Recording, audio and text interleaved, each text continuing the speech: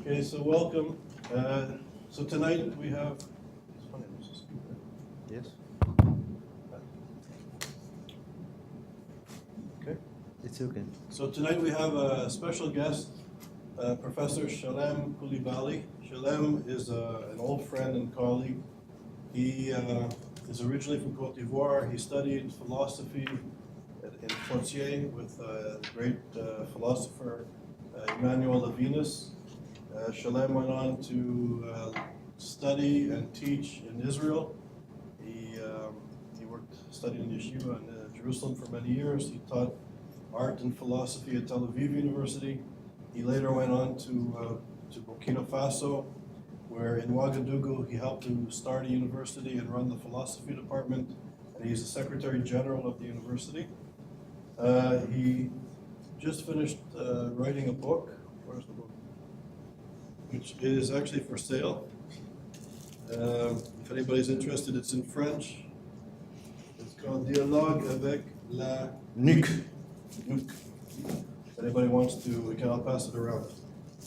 We just published it a few weeks ago. And So- the book is getting rave reviews in the Francophone world. He's been on important national television discussions in France and in Africa discussing his new book. So tonight he's going to speak about issues of racism and anti-Semitism and the work of, in particular, Jean-Paul Sartre and Alain Badiou, two important French philosophers, and also how they relate to issues of anti-Semitism, Jewish thought, African thought, and racism. So it's an honor that you're here, and welcome, Shalem. Thank you.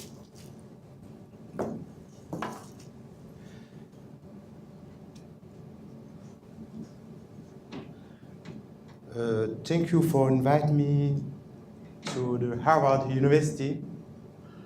I'm very, very happy to be a friend of Charles. We know each other from almost 20 years. He was teaching at Tel Aviv University at the same period as me. And now, just the story of ISGAP and 20 less before he left Israel, he told me that we are to face, because it was in the beginning of Intifada, the last Intifada, he said that we have to do something against what is happened and what could happen to Israel and to everyone Jewish in this world. So I think that I'm going to create some things to defend Israel and Jewish. I said that is a good idea. And many, like 2 years later, he starts at Yale University.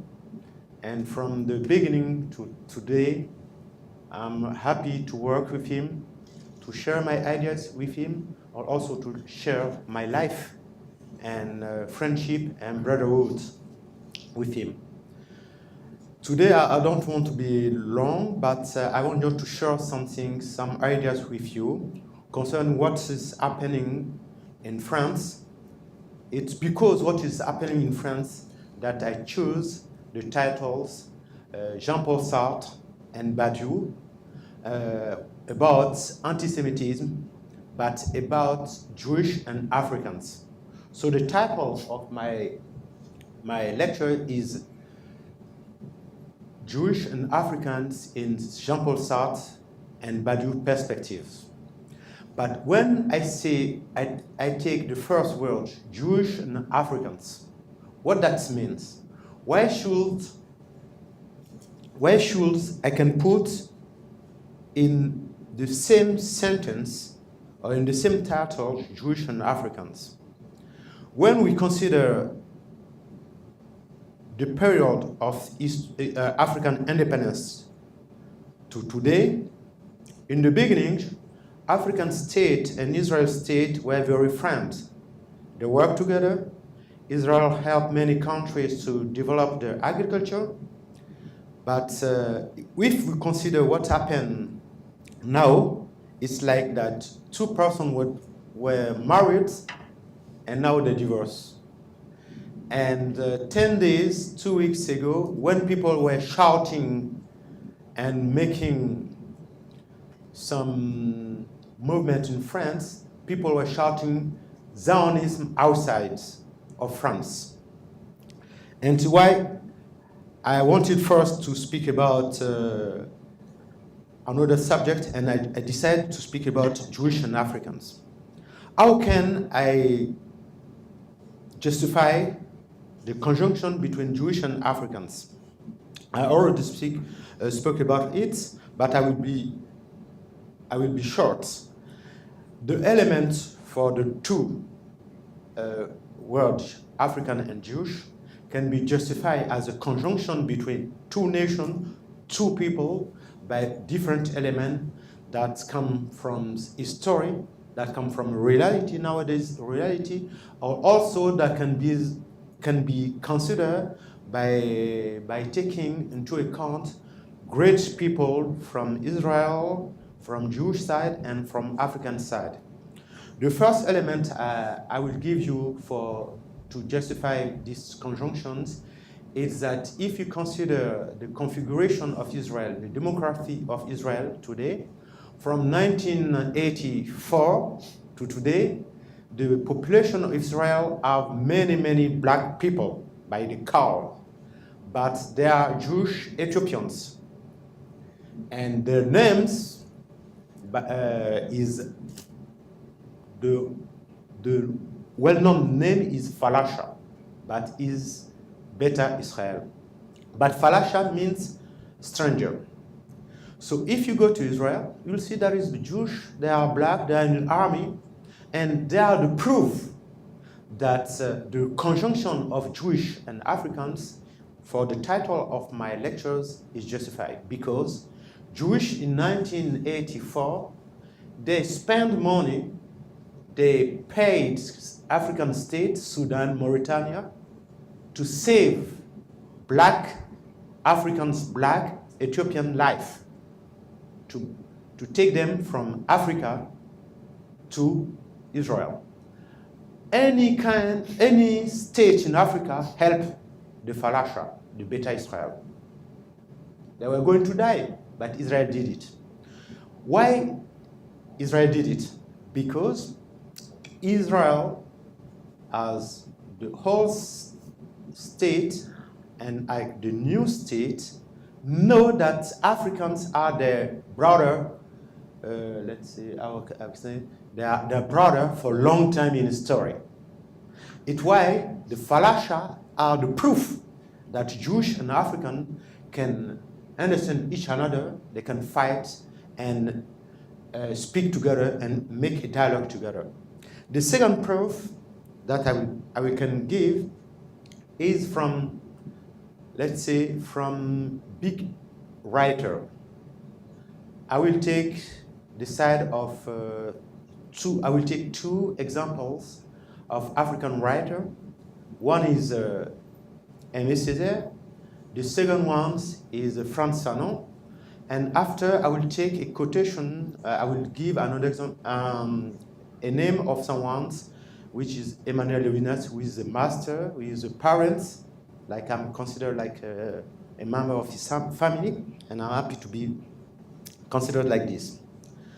If you take Aimé Césaire, he has one of the first book, which is a poetry book of Return to My Native Country. In this book, he called himself a Jewish. He called himself an African, a Negro. And he said that you Europeans, you killed Jews, you burned them. You put us Africans into slavery. And today, you want to oblige us to tell you thank you, to say you thank you for not burning us, for not enslaving us today.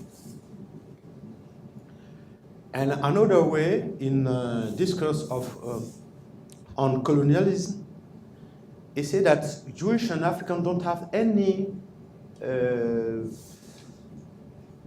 considerations or any kind of greetings to give to Europeans. They have to be on their own. And the second one, Frantz Fanon, in Peau Noire, Max Blanc, Black Skin, White Mask, he said that when people start or trying to kill Jews, when people are accusing Jews, the second in the list will be black people. That means that during the colonization period, or before the Shoah, or after the Shoah, European people were considered Jewish and African as the same. Pig, they were not human beings, they were just to be considered that under any kind of human beings. Levinas has a book which is Totality and Infinity. Levinas writes about those who have been killed by the civilized, by Europeans, the civilization. Levinas writes this book is for those who have been killed, the millions of people who have been killed, and the other people who are suffering for the same logic, from the same Nazism ideology. With these three writers, we have another step or another way to think the conjunction, the possibility for Africans and Jews in Israel, in America, in Africa, in Europe to work together. We have basis. We have people who think that in order to separate, in order to be in conflict, we can work together because we start story before many, many other civilizations. So we can trust that if we are together and we try to fulfill the same goal, we can succeed. That I believe it. And the proof, one other proof is with Charles, we work together. The last examples that I'm going to give, like conjunctions, come from history. I already spoke about it, but in story, but in a negative way, Europeans, and mainly the intellectual Europeans make analysis, describes Jewish Africans like pigs, like with the same blood. I don't have this book here, but there is a good book written in 18, The Antisemitism of European Writer by Targiev and other person. In that book, you can see pictures, you can read anthropologists, you can read philosophers who say that, Jewish, they are not white, they are little Asians from Asia. But if you consider them, there are some black characteristics. So if you don't want, other people see Jewish and African like the same genetic code or the same human beings. So why should we fight each another? That is the question. For me, it's not because of this justification, but we have all the reason to be together and to defend each other. The same thing can be done with another Jewish, can be working with Christian. There are association between Jewish and Christians. So it's not a problem that as a Jewish, I work with the Christian for peace, and as a Jewish, I work with African for peace. As a Jewish, I work with Indian for peace. As a Jewish, I can work with other people just for peace. So, after the justification of these conjunctions, I came now to the two philosophers, to Jean-Paul Sartre and Badiou, What I'm going to do for the both philosopher is to just give some definitions of anti-Semitism according to both philosopher and to make the conclusions. I will base the quotation come from Jean-Paul Sartre books, Reflections on Jewish Question. And the other books of Alain Badiou is Antisemitism in France Today. But before speaking about giving the definition of antisemitism, I would like to just speak about something that I didn't talk about in the beginning, but is a subtitle on the title of Badiou books on anti-Semitism. Why Badiou say anti-Semitism in France today? The book was written in 2011. Why in France? Why in France today anti-Semitism is become so hard? Why the racism become staff in France? Why a minister in France was insulted like a monk, considered like a monk? Why 10 days ago people were shouting in France, Zionists outside, Zionist capitalists, Zionist are captured France? Why? I will just give two examples, historical examples. If you consider the idea in Europe about racism and anti-Semitism, you will see that France is a leading country concerning anti-Semitism and racism. One of the paragon of anti-Semitism and racism in France is Gobineau, Lord Gobineau. He is a man who wrote a book about the inequality of race. And in this book has become, between the two wars, the reference of all the anti-Semite writer, French writer. So if today anti-Semitism and racism come back in France, is because they have these traditions of categorizing peoples by considering people like subhuman beings. It's why today anti-Semitism is coming for social reason, but mainly because of philosophical and because of French intellectuals. After the Shoah, now I'm coming to describe Jean-Paul Sartre's approach of anti-Semitism. After the Shoah, there were a moral problem for European people. They didn't wonder why they killed 6 million. They didn't wonder why they make colonizations. No, the question was not. They didn't ask themselves why we treat our own citizens as animals. Why they didn't ask themselves why we burn them. They just say that we have to build up our country anew. What the aim was to build up a new France. The nationalism, French nationalism, is the reason for why today anti-Semitism is coming back.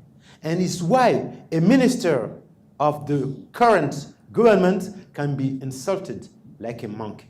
Because anti-Semitism and racism is a part of French modern nation. I won't speak about the Middle Age when they expelled many times Jewish, but I just take the modernity as a reference. So Jean-Paul Sartre, after the Shoah, try also to repair what France did wrong. That means to try to think about the problems that concern the problem between Jewish and French people, French. The first definitions he gave, he said that anti-Semitism is a synthetic reality. This reality is based on the class, social class. First of all, there is a people, there are peasants, bourgeois, and the proletarians. Okay? Those people make a choice, make the anti-Semitism choice. It's why it was possible in France to kill Jews. So he wanted to go inside of the roots of anti-Semitism. And in his book, is attack and is analyzed the metaphysic element of anti-Semitism.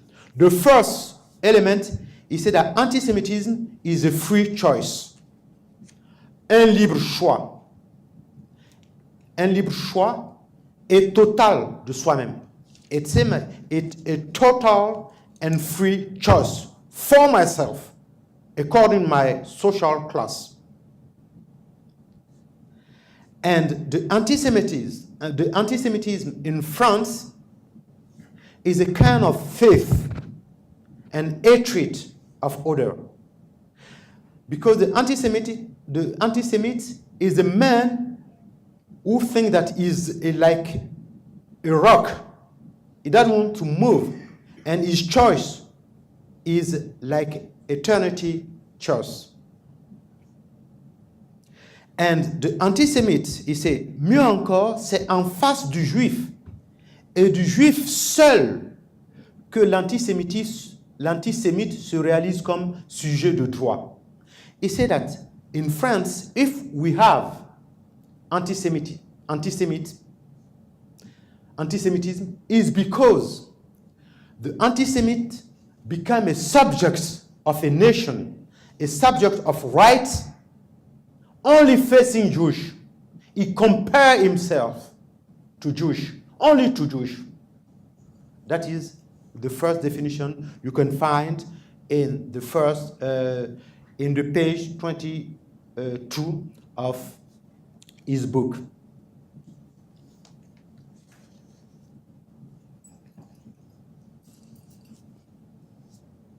And he said that if we consider modernity and politics, we have to know that even in democracy, Jewish is not considered like a free person. Democracy is not sufficient to defend Jewish rights, because it was in democratic country that they burned people. It was French democratic state who put people in slavery and make colonization.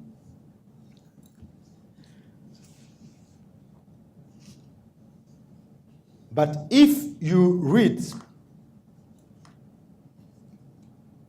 Jean-Paul Sartre concerning black and Jewish in his book, I will take two examples in his book.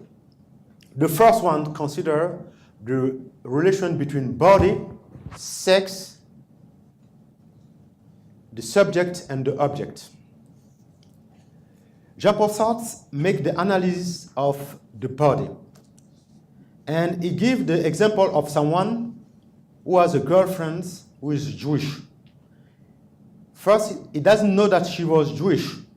But when he learned that she is a Jewish, he starts to reject her. And he asks, why come this rejection? Why come the hatred? He said, because the rejection, l'expulsion, le rejet come from the mind, come from the decision, come from a total choice. I will read it in French. Il y a un dégoût du juif, comme il y a un dégoût du chinois ou du nègre chez certains gens. There is a kind of hatred. I don't know. I didn't have time to translate it. There is a kind of rejection of the Jewish, of the Chinese people, and the Negro by certain French people. This rejection doesn't come from the body. Ce n'est donc pas du corps que naît cette répulsion. Puisque vous pouvez aimer une juive si vous ignorez sa race. You can fall in love with a Jewish woman if you don't take into account race. Mais elle vient du corps. Racism, antisemitism, the rejections of Jewish and Africans come from the mind, as it told, is a free decision. It comes from the mind to the body. C'est un engagement de l'âme. It's a free engagement from the soul. It's so deep and total that it becomes something from the body. C'est tellement profond et si total qu'il s'étend au physiologique. So you see another conjunctions between Jewish and Africans. Here, I won't go inside of philosophical problem of sex, body, but just you can take here an example of the problems that Jewish and Africans can facing an European of an antisemite and a racist. The second example is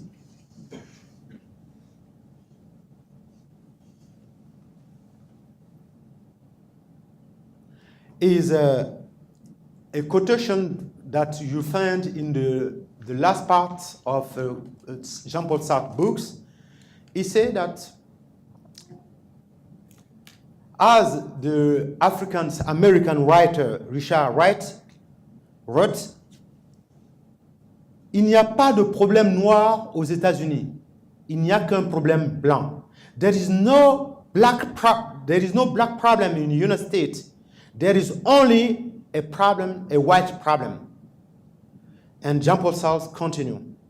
Nous dirons de la même façon que l'antisémitisme n'est pas un problème juif. In the same way, we'll say that antisemitism is not a problem of a Jewish problem. C'est notre problème, it's our problems.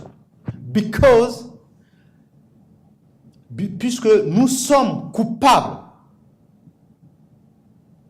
et que nous ne risquions pas d'en être, nous aussi les victimes. Et que nous risquions d'en être, nous aussi les victimes. Il faut que nous soyons aveugles pour ne pas voir que c'est notre affaire en premier.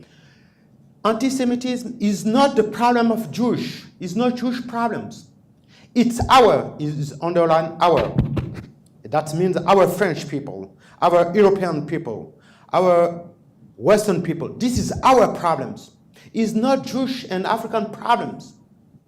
But if we don't stand against antisemitism, if we don't fight antisemitism, we'll become victims of our own free choice.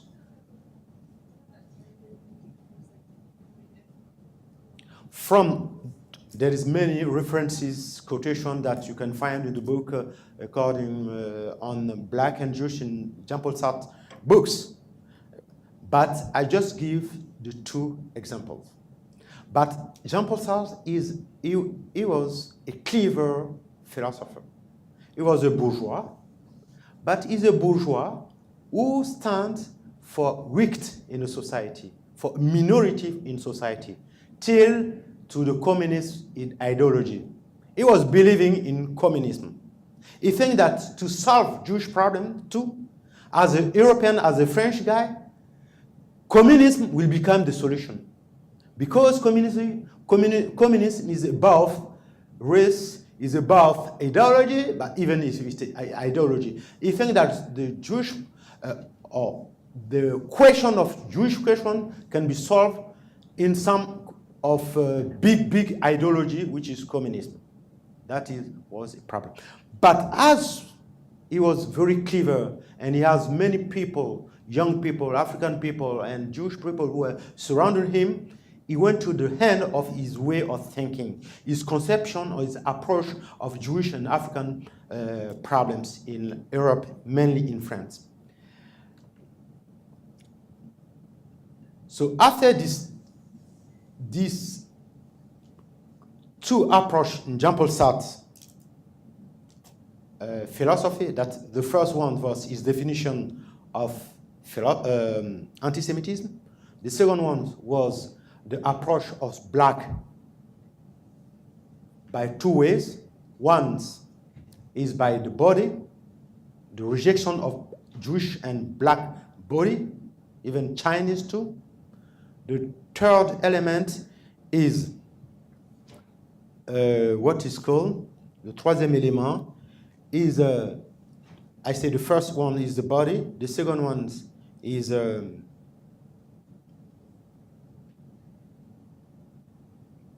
features of French people, and the third element is the nature of anti-Semitism and racism. He said that concerning black and Jewish and black, he said that the problem of racism and anti-Semitism is not Jewish and African problems. Is those who create anti-Semitism, is those who make the theory of anti-Semitism, they have to solve it. And to come to the solution, at the end of the book, Jean-Paul Sartre gave his own solution, how to solve, how to deal with the problem of anti-Semitism as a responsibility of Europeans' problem, as a problem of Europeans, and the Europeans' responsibility. He said that I learned at the end of the book, it's page 161. I learned that Jews create an association in order to defend themselves. I'm very glad for it. That means that there is authentic Jewish who can now fight for themselves. But I'm not sure if this association can be successful. So, for me, it's not for Jews to create this kind of association. It's we Europeans, French, we have to create it. Si seulement leurs amis, la cause des Israélites serait à moitié gagnée, si seulement leurs amis trouvaient pour les défendre un peu de passion et de la persévérance que leurs ennemis mettent à les perdre. He said that we can fight successfully anti-Semitism if Jewish friends in France, in England, in Spanish, in Portugal, they have the same free choice, a total free choice to fight, to combat anti-Semitism as the enemies of Jewish and African are doing. They have to have the passion to fight and to combat anti-Semitism. That is his solution. You see, first he said that anti-Semitism is not a Jewish problem, but the solution is European who have to create the condition to defend Jewish. But it's not for him sufficient that Jews themselves has to be alone to defend themselves. But today's situation is that Jews are alone in Europe to defend themselves. They are alone to defend themselves. That is something that it seemed to me that Europeans didn't learn from their own story. They didn't face their past.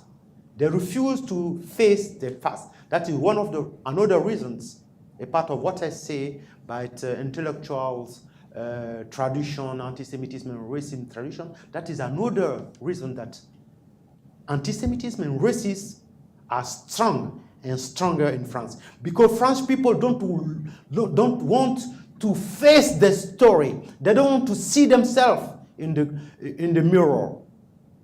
They want just to solve or to take care about their own nations. And this is why today you can see that people are shouting Zionists outside. People can also insult black people. And I just want to give another example that is happened 3 months ago. There were a former minister of culture of Mali, the state of Mali is in Africa. She's a leftist. She's working with, and when French people went to Mali to fight against the Tuareg, she wrote an article and asked if the French operation will not turn into colonizations, or the colonizations of Mali. Do you know what happened to her? When she tried to go back to France, they refused to give her visa. Just because freely she put into a question, she asked whether French people are not going to colonize a part of Mali, perhaps for what we have in the soil, in the ground, to take it. So they refused that. French, which is the state of human rights, they refused to give to a former minister of culture who participated to Francophonie meetings, France and his colonies meetings that called Francophonie. They refused to give her a visa. So that is a free decision of a state who don't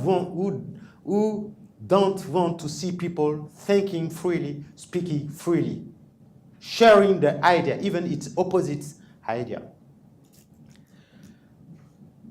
So after these definitions of anti-Semitism, after the conjunction between black and Jewish in Jean-Paul Sartre, after the solution that Sartre gave, and the solution for Jean-Paul Sartre is, first is negative solution. Jews don't have to be alone to fight anti-Semitism.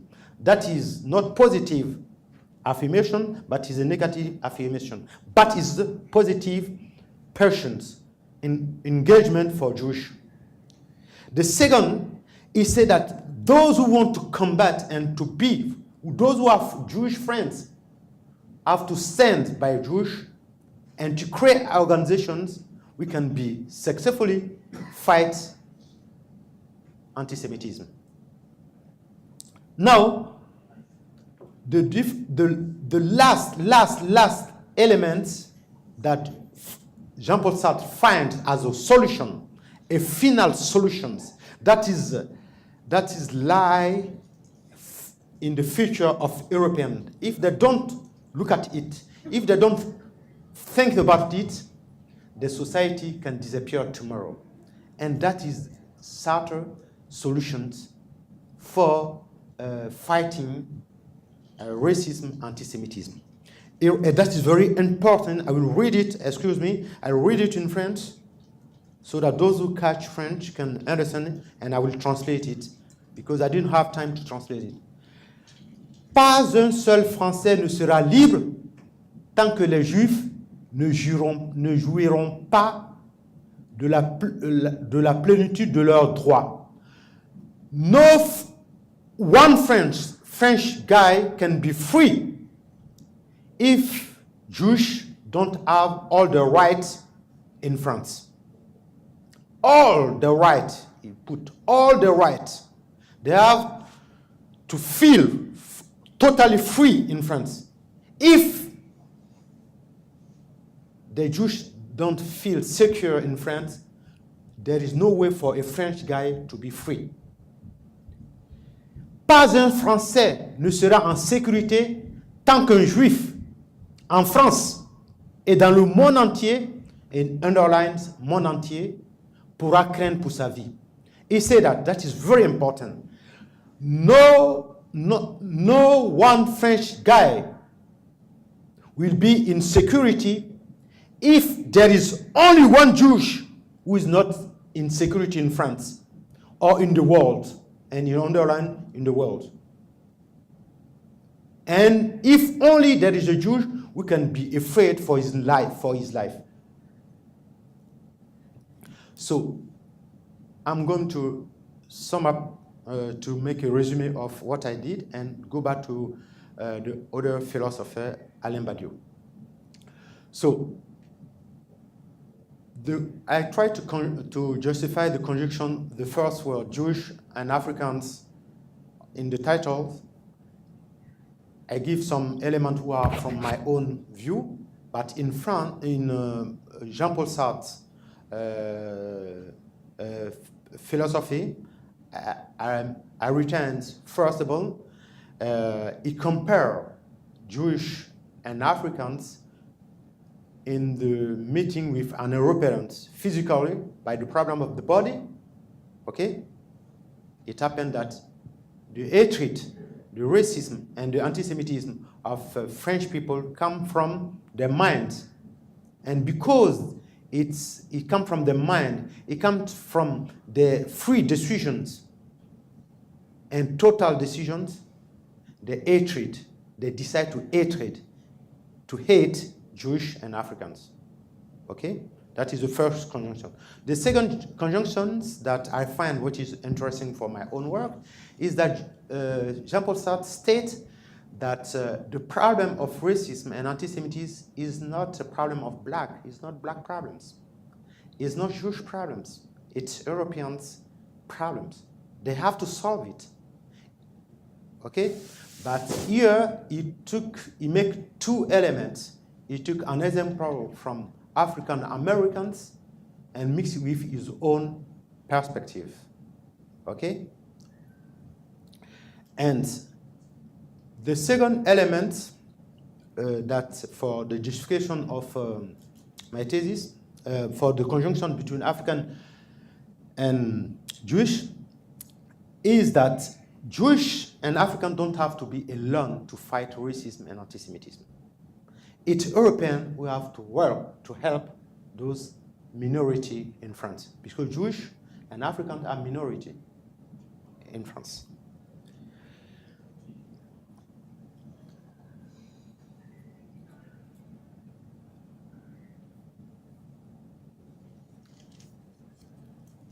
I'm not going to go inside of the existentialism methods and way of analyzing things that Jean-Paul Sartre used here to compare Jewish and African, because we can work on it in a conceptual way, but it's not now my work. And Jean-Paul Sartre's last solutions, even he said that no French guy will be free, totally free, if they don't stand, help Jewish to fight anti-Semitism. His last solution, which is bad solutions, which according to what Levinas said that Sartre even, I like the way he defends us with his book, but he didn't understand much thinking that the problem or the situation of Jewish is the same situation of the workers or proletarians. Because using communism is that to put Jewish faith, Jewish life under communism and proletarians and worker conditions. That is not the thing. Because the worker can use the law of the state to defend himself. But when you are going to kill me and to burn me in the same state, I'm the citizen, who can defend me? So it's not the same. It's not. That is some things. But as a leftist, Jean-Paul Sartre are those who were the third mondists. They help, they love minorities, they love black, they love people from the third world. Even they love too much this minority that they think that they have to be the leader of this minority. And Alain Badiou think in the same way. He is a leftist. He is a man of gauche, the left. He is a philosopher, trying to become like Sartre, but he can't. He wrote some interesting book. Even he's a genius. But Levinas said that sometimes genius people can be wild people and less than beast and animal. In the case of Heidegger. Because Levinas said that we can forgive to some to some people, but we cannot forgive to the intelligence and the skilled philosopher like Heidegger.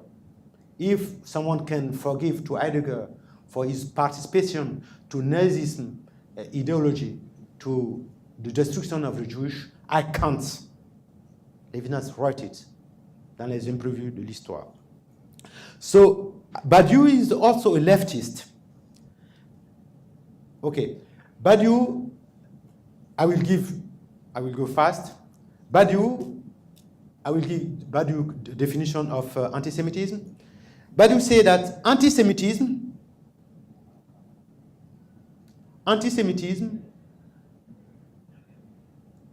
is like a fiction built up by the Jews themselves in order, first, to oblige Jewish people to make the Aliyah. Secondly, is a phantasmagoric. It means that it doesn't exist. In opposite, Jean-Paul Sartre said that anti-Semitism exists. It was created by European people. In Badiou, he said that no, it doesn't exist. It is created by Jews themselves. And these anti-Semitism don't have any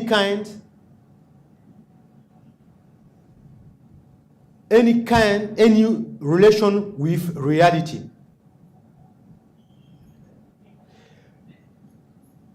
Pour eux, it means that those who use anti-Semitism, like those who speak about anti-Semitism who is growing up in Europe, ils say, pour eux, dans cette traque de l'antisémitisme fantasmatique, il y a du grain et de pouvoir à gagner en tant que bon petit soldat de la marche au pire. That means that the anti-Semitism is just in Jewish mind. It's a phantasmagoria. It's not reality. If there is a reality, it's like a Plato idea. But just Jews instrumentalize it. And therefore, his way of considering black and Africans in his book is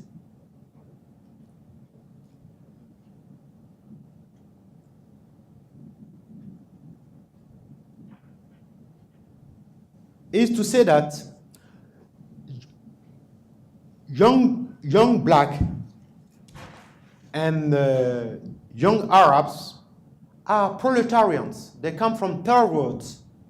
Why should you accuse them for anti-Semitism when they are insulting Jews in France? You don't understand that is a political cry. They are shouting. They are in a political step. So, when you accuse them for the fiction of anti-Semitism, you are just making business with the word anti-Semitism.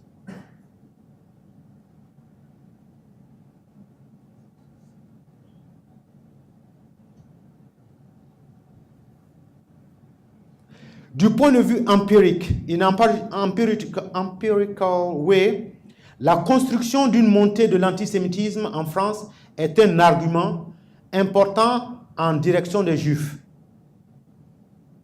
pour les pousser à faire leur aliyah pour partir s'installer en Israël. Les traqueurs d'un antisémitisme fantasmé se connaissent eux-mêmes. Those who are fighting the anti-Semitism know themselves. What is Badiou's solutions? At the end of his book, which is like 60 pages, at the end of his book, he said that today the problem facing those who are instrumentalizing anti-Semitism is not to hear them, is not just to stand, is to be offensive.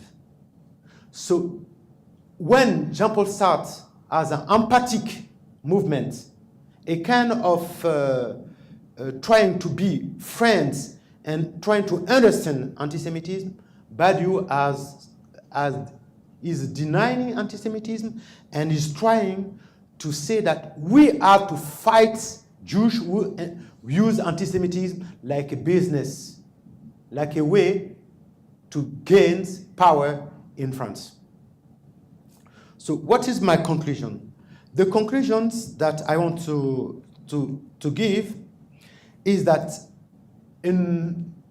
after the Shoah and before the independencies of Africa, Africans intellectuals, as well as some Jewish writers, were thinking that Jewish and Africans were the same, or it was possible to build and to work, it was possible for them to work together. But nowadays, before one decade ago, there is problem between Jewish and Africans. So my conjunctions is like I'm trying to call people, listen to me, listen to my voice, be kind, kiss each another. Because among those who were shouting, crying, shouting, Zionists, death to the Zionism outside of France, there were black people. There were people from Africa or black people born in France. So it shows that if really we want to live freely as free human beings, I think we don't have to be in the logic of dividing people, but we have to be in logic to making people come together, to gather people. That is my way of thinking. Thank you.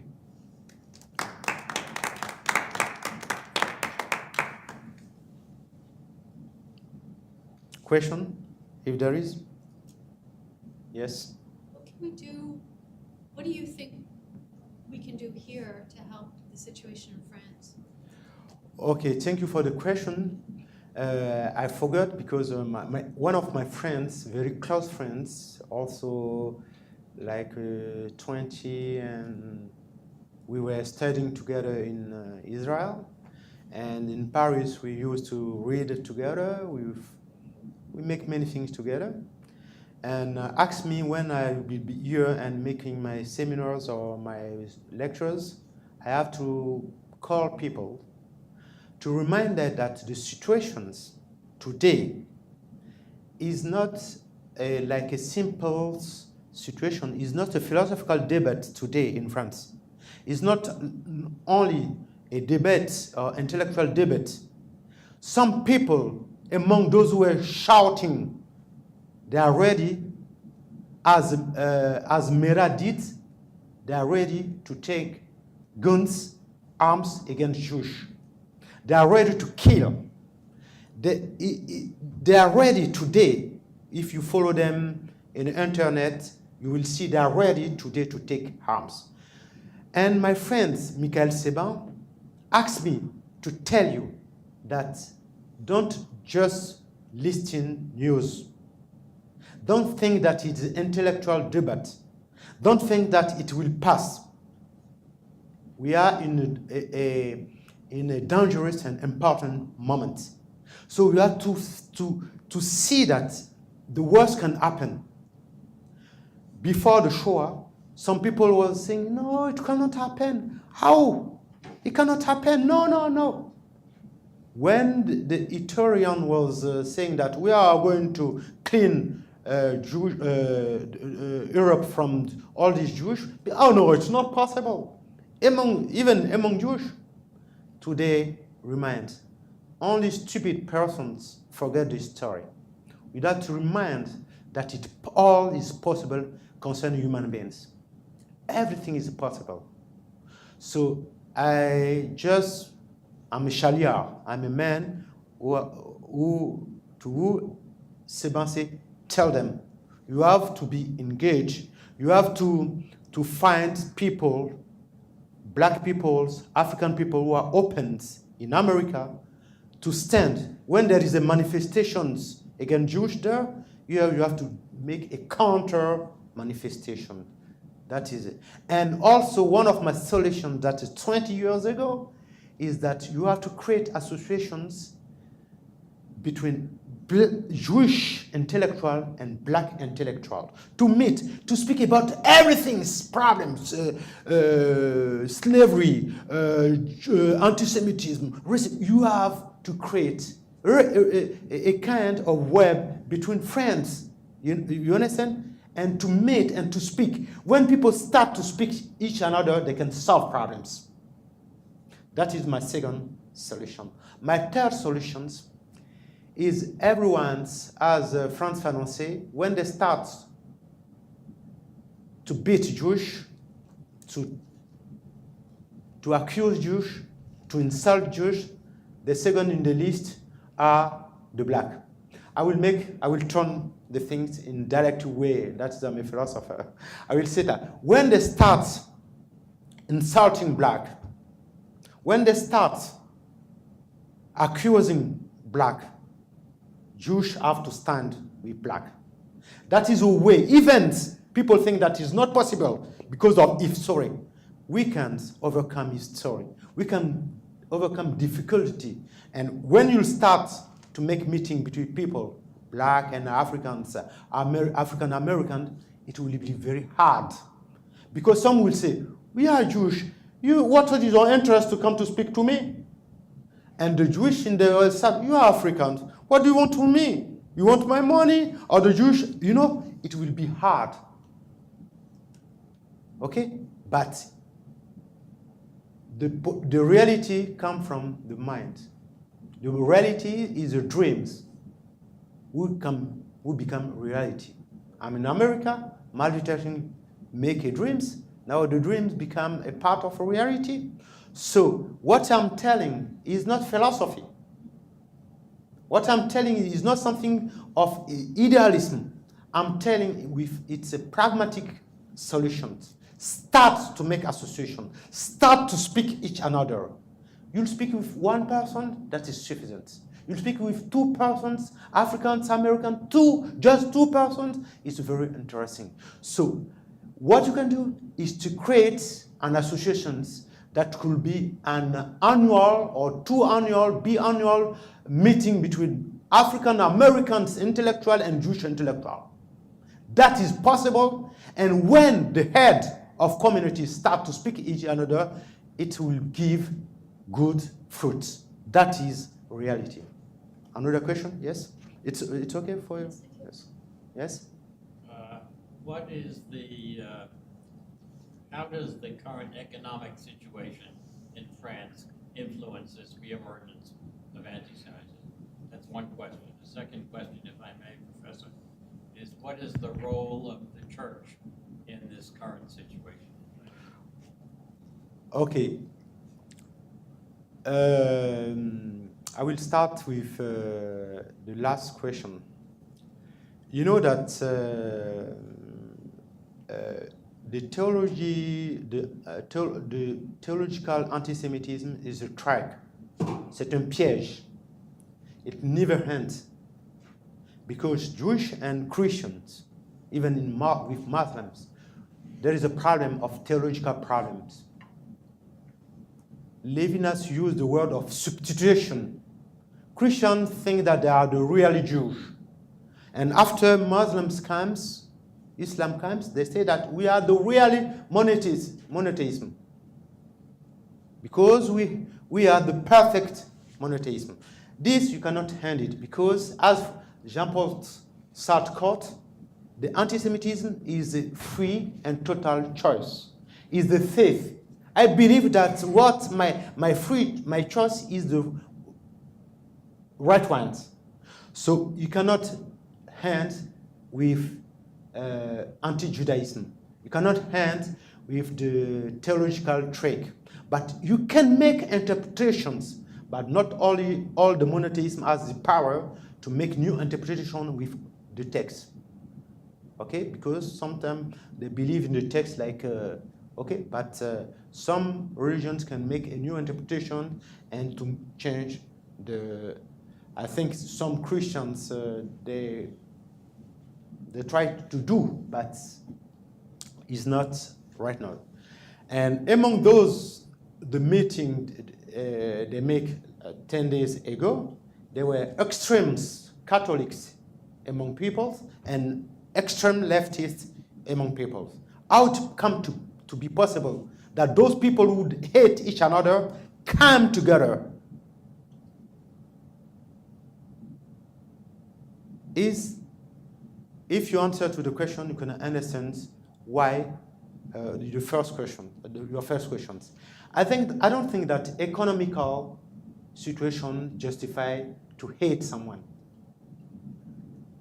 There is not justification to hate, to be anti-Semite, to be anti-Semite, to be racist, is not of economical situation. Everyone is starving. Everyone is in the same situations. Do you think that all the Jewish in France, they are rich? Do you think that all the black are starving in France? No. So economical situations cannot justify the anti-Semitism, or that cannot justify the racism.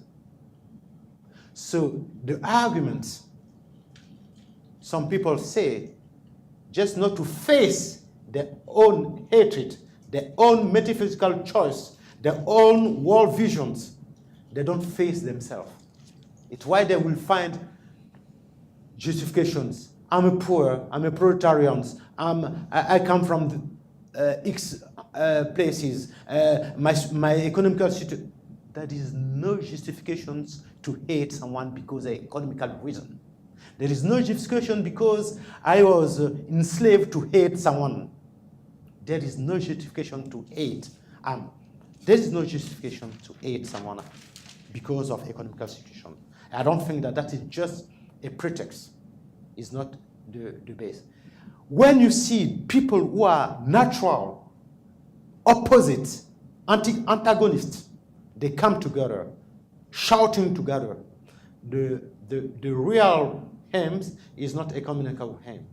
We know the crisis is for all the world. Why in France?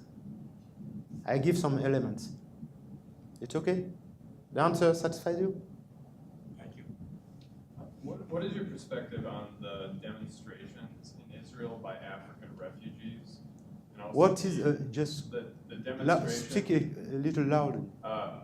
In Tel Aviv, there are Yes. African refugees who are protesting their treatment. And I'm just wondering what your perspective on Israeli citizens, in their perspective on many of them wish them to be expelled, and then the African refugees are protesting that they're being treated in a racist manner.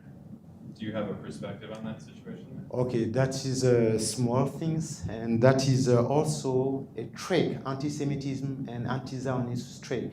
I didn't quote in the first question.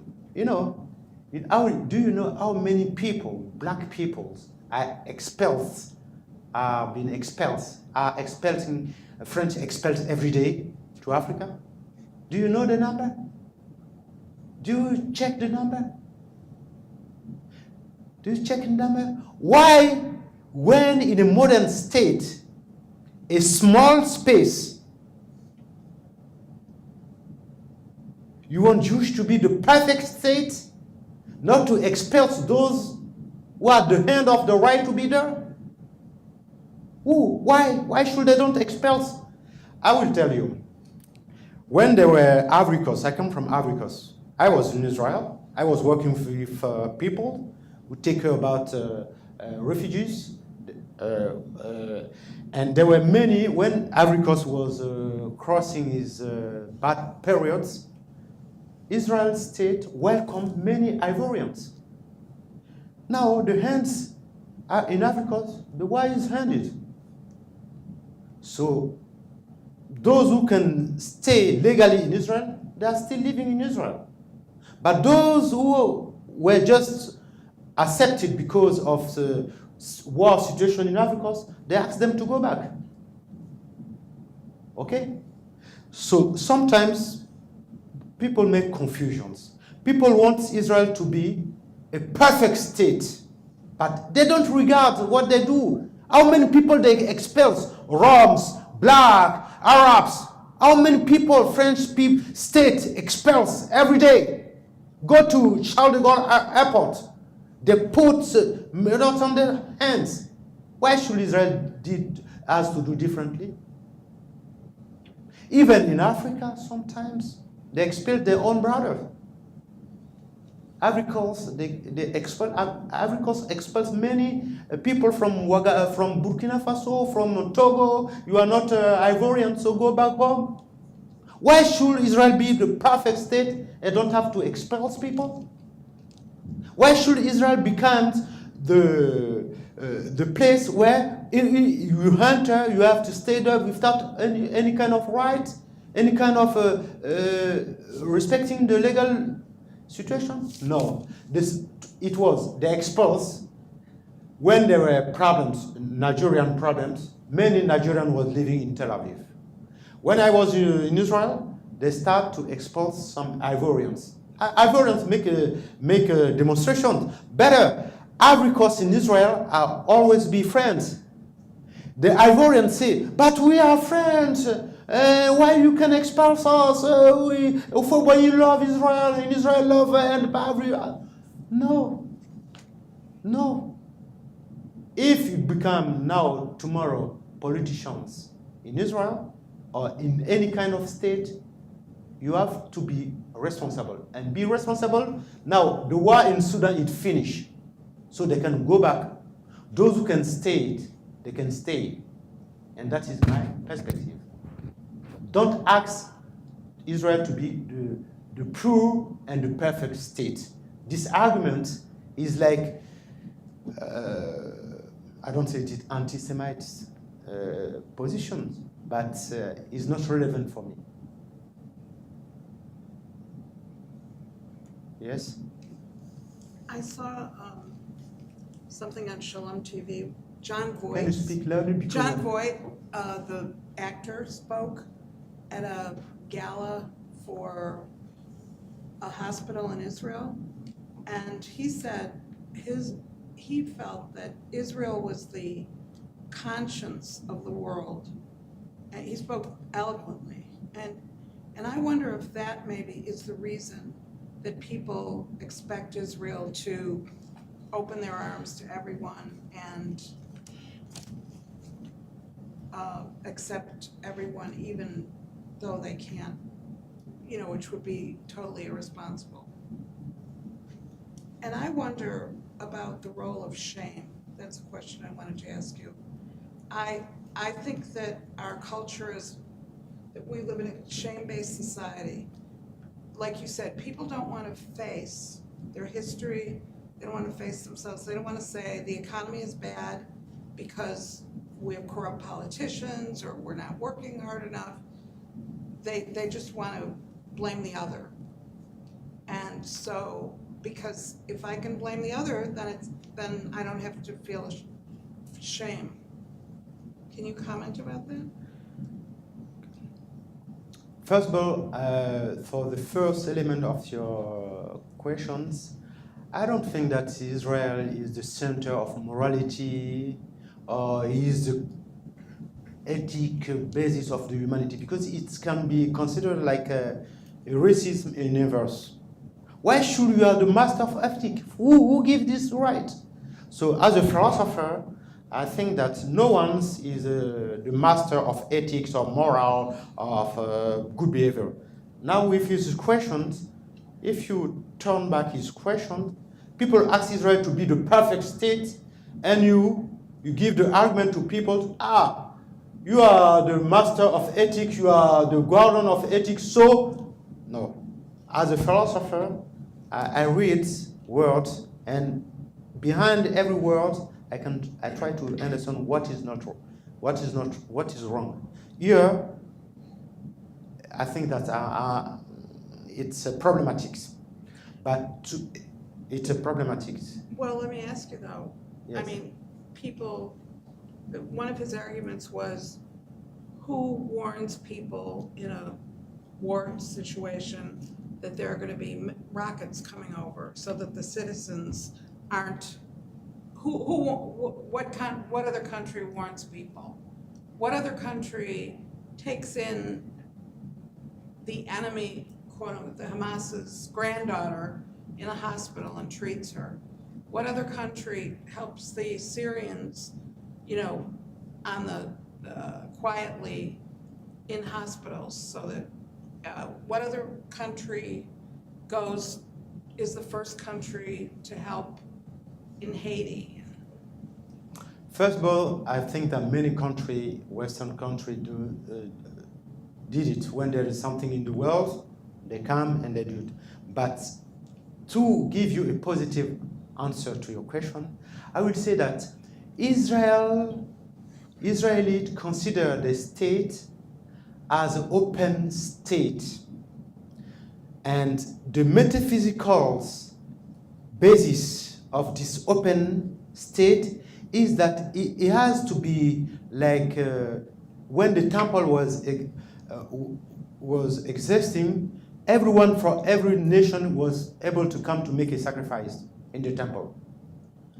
Do you know why, just to answer you, do you know why David, the king, didn't build the temple? Because he has blood in his hands. Do you know why Solomon created the temple?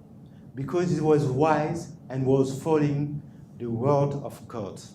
So in Jewish metaphysical approach, Israel has to become an open places. It's why people, when I was in Africa, they don't understand why Jewish people or Jewish were going to the border, taking children, Syrian soldiers, and heal them. I say no, because Jewish themselves, they say that if there is no man, no moral and ethic man who stands, and you are to be the last man, human beings remain the last human beings. That is the old metaphysics. But it's not the same to say that the Jewish are the master of the moral, or no. They want that the hands of the state, when the state will be in peace, it has to be open state. That is their own choice, their own political and metaphysical choice. But you cannot oblige them to do anything. This, as a philosopher, I'm against those who want to use my word to oblige me to do some things. I was quoting what this actor, John Voight, said. I'm not saying that's my philosophy. No, I don't. No, I understand it's not through you. Another question? Your question? Anybody else? Okay. We'll end it here. You have a question for me? No. Oh, you have something else you want to say? Okay, thank you for coming. Thank you for coming. And I hope that my English is not perfect. And when I will stay 1 month, I will make my English more perfect. I will speak like American, When I'm in Africa, I will speak like American, and we like America, That is my son who would like to speak like this, because he said that when I'm speaking English, it's like African French English. So excuse me. Very good. Thank you very much. Yeah, thank you. And thank you for coming. So the next event is March the 11th with Matthias Kunzel, who's a leading German scholar. His expertise is on Iran. It should be good. So I hope you guys come, and thank you very much.